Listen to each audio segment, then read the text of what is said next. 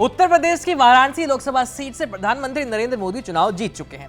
उनके खाते में 6,12,970 वोट आए हैं। इस सीट पर उनका मुकाबला कांग्रेस के दिग्गज नेता अजय राय से था, जिन्हें 4,60,457 वोट मिले हैं। माने इस बार वोटों का जो अंतर है वो लगभग 1.5 लाख के करीब रहा।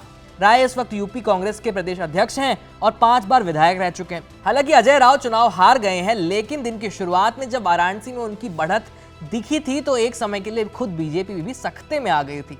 वाराणसी के नतीजे सामने आने के बाद कांग्रेस नेता अजय राय ने क्या कहा, एक बार आप उसे फिर से सुनिए। ट्रिपल इंजन है बनारस में। मेयर उनका, सभासद उनके, प्रदेश में मुख्यमंत्री उनका, देश में अपने प्रधानमंत्री, राज्यपाल उनके, सब प्रचार कर रहे हैं। तो जब सबके प्रचार करने के बावजूद भी आज मोदी जी 1.5 लाख से 3 घंटा तक तो पीछे थे। काशी की जनता ने 3 घंटे तक पीछे रखा मोदी जी को, और 1.5 लाख से जीतने में पसीने आ गए, पसीना निकल गया पूरे शरीर का। पीएम मोदी वाराणसी में तीसरी बार चुनाव जीत तो गए हैं, लेकिन बेहद कम मार्जिन से। वैसे 1.5 लाख का मार्जिन कम भी नहीं है, लेकिन पिछले 2 बार के आंकड़ों को देखा जाए और पीएम मोदी के कद के हिसाब से कि 1.5 लाख का मार्जिन ठीक नहीं है, बल्कि बेहद कम कहा जाएगा इसे। आपको बता दें कि 2019 में पीएम मोदी को 63.62% वोट मिले थे। उन्होंने समाजवादी पार्टी की शालिनी यादव को 4,79,000 वोटों के अंतर से हराया था, और तब कांग्रेस के अजय राय तीसरे स्थान पर थे। 2019 के चुनाव में अजय राय को सिर्फ 14.38% वोट मिले थे।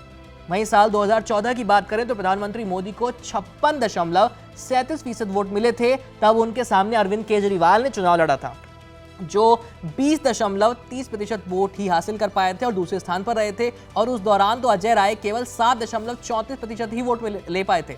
2014 के चुनाव में पीएम मोदी ने केजरीवाल को 3,70,000 के अंतर से चुनाव हराया था। खुद देखिए, 2014 में पीएम मोदी 3,70,000 के अंतर से चुनाव जीतते हैं। 2019 में वो 4,79,000 के अंतर से चुनाव जीतते हैं, यानी मार्जिन बढ़ा था। इसका मतलब ये है कि उस समय वोटर्स को पीएम मोदी बतौर प्रत्याशी पसंद आए थे, लेकिन इस बार ये अंतर महज 1.5 लाख के करीब रह गया है। और यूपी में बीजेपी ने इस बार जो प्रदर्शन किया है, उसे देखकर पार्टी को अपने परफॉर्मेंस पर ध्यान देने की बेहद जरूरत है। देखते रहिए एबीपी लाइव। मेरा नाम है आयुष। धन्यवाद।